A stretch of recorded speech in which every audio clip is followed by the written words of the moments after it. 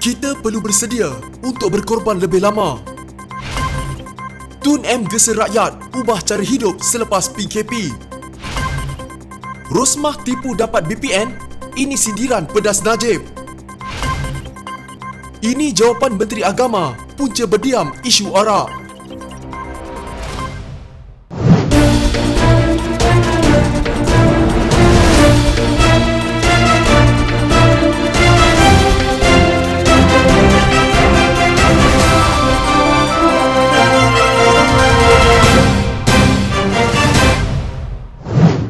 Menteri Wilayah Persekutuan Anwar Musa memberi gambaran bahawa Perintah Kawalan Pergerakan PKP mungkin dilanjutkan selepas 14 April ini. Dalam ciapan di Twitter, katanya Kementerian Kesihatan telah memberi bayangan bahawa kita perlu bersedia berkorban lebih lama dalam usaha memutuskan rantaian penularan COVID-19.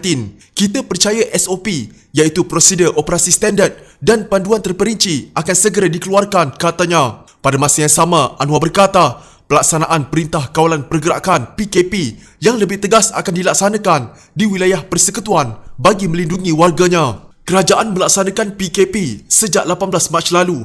Perintah itu yang dijadualkan berakhir pada 31 Mac, kemudiannya dilanjutkan hingga 14 April ini. Beberapa kawasan termasuk 7 kampung di Selangor, 2 kampung di Johor dan sebuah kondominium di Kuala Lumpur turut diletakkan di bawah Perintah Kawalan Pergerakan diperketatkan berikutan kadar jangkitan yang tinggi. Sebelum ini adalah dilaporkan bahawa Kementerian Kesihatan akan menyediakan data pada 10 April bagi membantu kerajaan membuat keputusan sama ada Perintah Kawalan Pergerakan PKP perlu dilanjutkan atau tidak. Ketua Pengarah Kesihatan Dr. Nur Hisham Abdullah berkata, keputusan akan dibuat berdasarkan sama ada jumlah kes baru COVID-19 setiap hari mencatatkan penurunan atau sebaliknya. Data perlu menunjukkan kepada kita sama ada perlu lanjutkan atau tidak. Saya boleh buat jangkaan, tapi realitinya ia perlu berdasarkan fakta dan sains. Kita harap menjelang 10 April data sudah ada untuk kita buat keputusan untuk lanjutkan PKP atau tidak, katanya. Setakat tengah hari semalam, Dr. Nur Hisham Abdullah mengumumkan jumlah kes pulih dari jangkitan COVID-19 harian tertinggi iaitu sebanyak 236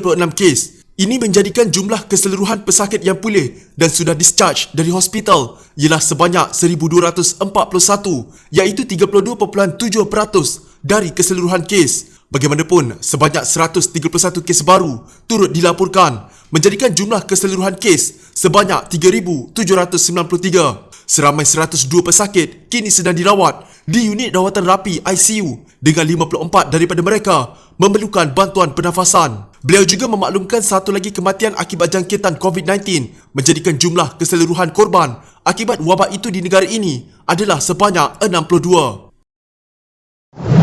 Dr. Mahathir Mohamad meminta rakyat mengubah cara hidup dan membuat pengorbanan dengan tidak lagi mengharapkan imbuhan pada nilai sama kerana penularan COVID-19 akan membawa impak kepada ekonomi negara. Bekas Perdana Menteri itu memberi contoh pemain bola sepak yang menurutnya tidak boleh berharap dibayar gaji sama seperti sebelum COVID-19 melanda negara. Ini kerana, katanya, mereka tidak lagi bermain bola ketika Perintah Kawalan Pergerakan. Mahathir berkata, pandemik itu bukan sahaja menjejaskan perniagaan di negara ini tetapi turut memberi impak kepada pekerja. Beliau tidak menolak kemungkinan segelintir pekerja akan kehilangan kerja. Salah satu perkara yang kita perlu terima hakikat, jika perniagaan tidak berjalan dengan baik, maka anda tidak lagi boleh mengharapkan dibayar dengan nilai yang sama lagi. Kita semua akan memperoleh pendapatan yang rendah. Disebabkan itu, kita kena ubah cara hidup. Kita tidak lagi boleh berharap untuk mengamalkan gaya hidup seperti dahulu lagi yang sebelum ini memerlukan wang. Apabila kurang aktiviti yang memerlukan wang, keperluan tanggungan anda akan semakin kurang. Bahkan anda boleh meneruskan kelangsungan hidup dengan nilai gaji lebih rendah.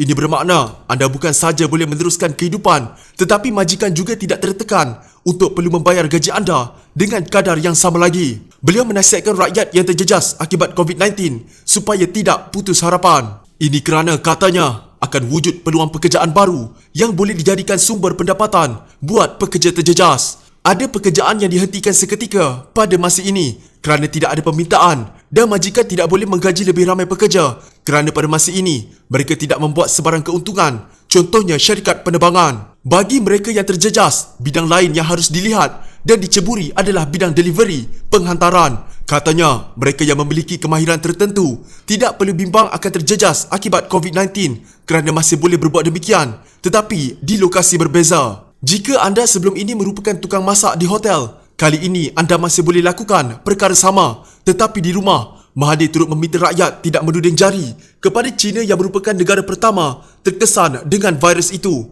Sekarang ini ada yang hendak salahkan China, tetapi bila kita tahu China lebih berjaya tangani masalah ini berbanding negara-negara lain, apa yang lebih baik dilakukan adalah kita belajar dari China macam mana hendak hadapi masalah ini. Tidak mendatangkan apa-apa keuntungan pada kita jika kita terus menyalahkan orang lain. Lebih baik kita kenal pasti apa yang menyerang kita dan berusaha mencari jalan untuk atasinya. Baru-baru ini, kecoh Rosmah Mansor, isteri bekas Perdana Menteri Najib Razak, layak menerima RM800 di bawah program Bantuan Prihatin Nasional BPN. Bagaimanapun didakwa, Najib yang juga MP Pekan tidak layak mendapat BPN. Kes ini timbul selepas beberapa netizen membangkitkan isu ini dalam talian dengan menggunakan kad pengenalan pasangan itu yang didapatkan daripada dokumen mahkamah. Bagaimanapun apabila semakan dibuat terhadap status bantuan BPN yang diterima Rosmah pada jam 11.50 malam menunjukkan tiada rekod.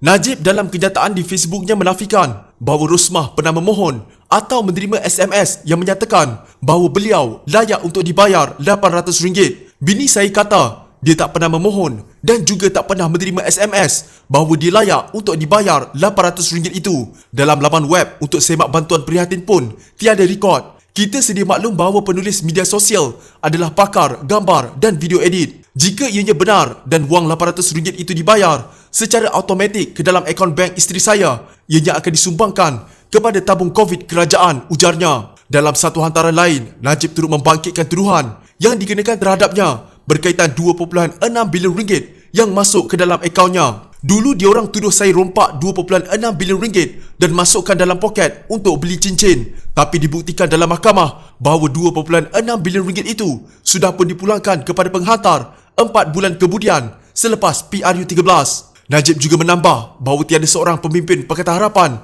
yang akan mengaku fakta tersebut dan tiada seorang pun akan berani kata beliau berbohong. Lalu dibuktikan lagi dalam mahkamah oleh pihak bank serta SPRM bahawa sekurang-kurangnya RM600 juta pernah dibayar terus dari akaun bank Kementerian Keuangan Kerajaan Arab Saudi dan Putera Arab ke dalam akaun di bawah nama saya. Selepas kesemua itu terbongkar dalam mahkamah, las-las diorang tuduh bini saya tipu bantuan prihatin RM800 pula, kata Najib. Sebelum ini, Perdana Menteri Muhyiddin Yassin mengumumkan Bantuan Prihatin Nasional pada 29 Mac sebagai pakej rangsangan ekonomi bagi menampan dampak negatif wabak COVID-19 terhadap ekonomi negara. RM800 akan dibayar kepada 3 juta individu bujang berusia 21 tahun ke atas dan berpendapatan bulanan RM2,000 dan ke bawah. Bayaran RM500 akan dibayar pada bulan April dan baki RM300 pada bulan Mei. Sementara itu, hampir 4 juta isi rumah berpendapatan bulanan RM4,000 dan ke bawah akan menerima BPN RM1,600. Bayaran RM1,000 akan dibayar pada bulan April dan RM600 pada bulan Mei. Bagaimanapun, Oriental Daily melaporkan terdapat kelompongan dalam sistem BPN apabila individu yang tidak layak masih menerima bantuan tersebut, manakala sesetengah netizen mendakwa mereka tidak lulus walaupun mereka menepati syarat-syarat penerima bantuan tunai itu. Menteri Hal Ehwal Agama Islam Zulkifli Muhammad Al-Bakri menjelaskan mengapa pada awalnya dilihat berdiam diri berhubung kelulusan yang diberikan kepada syarikat bia untuk beroperasi dalam tempoh Perintah Kawalan Pergerakan PKP. Zulkifli dalam hantaran di Facebook berkata pendiriannya bahawa arak dilarang dalam Islam sentiasa konsisten dan tanpa kompromi. Arak atau minuman beralkohol bukan sahaja dilarang dalam Islam, malah ia digambarkan dengan keburukan dan bahayanya dalam agama Hindu, Buddha, Kristian, Sikh dan lain-lain. Apalah erti kehidupan kita jika masing-masing tidak berpegang teguh dengan nilai-nilai yang diajarkan dalam agama? Soalnya dalam hantaran di Facebook. Berikutan bantahan oleh pemimpin UMNO, PAS dan Bersatu, Menteri Pertahanan Ismail Sabri Yaakob mengumumkan bahawa kerajaan membatalkan kelulusan untuk syarikat Heineken Malaysia Berhad dan Carlsberg beroperasi semasa PKP. Ini susulan daripada surat bertarikh 31 Mac oleh Kementerian Perdagangan Dalam Negeri dan Hal Ehwal Pengguna kepada Heineken yang membenarkan pengeluar minuman beralkohol itu beroperasi semasa PKP. Surat berkenaan ditandatangani oleh Ketua Setiausaha Kementerian berkenaan, Hasnul Zamzam Ahmad. Heineken kemudian mengesahkan bahawa ia hanya dibenarkan beroperasi dengan 10% pekerja semasa PKP. Mengapa saya tidak membuat apa-apa ulasan? Mereka yang mengenali saya sejak menjawat jawatan Mufti Wilayah Persekutuan 6 tahun lalu pasti faham akan sikap saya. Apabila Imam Al-Syafi'i ditanya berkenaan suatu perkara, ada kalanya beliau diam sejenak dan berfikir. Dikatakan kepadanya, "Tidakkah kau mahu menjawab?" Beliau membalas maksudnya, "Sehingga aku tahu kebaikan itu pada diamnya aku atau pada jawapanku," katanya. Kata Zulkifli lagi, beliau juga amat tidak selesa untuk menjawab bagi pihak kementerian lain. Boleh jadi jawapan saya tepat atau salah. Malah, saya juga tidak mengetahui adakah apa yang saya fahami benar-benar seperti yang dikatakan orang atau sebaliknya. Soalan-soalan yang berbaur kontroversi atau bertujuan melaga-lagakan saya dengan sesiapa sahaja, itulah yang terutamanya saya elakkan. Ini kerana kalau saya tergesa-gesa menjawabnya, boleh jadi ia menjatuhkan maruahnya. Jika anda mempunyai gejala seperti demam, batuk dan sesak nafas, jangan berlengah untuk terus ke klinik atau hospital bagi menjalani ujian saringan. Bersama kita tangani wabak COVID-19.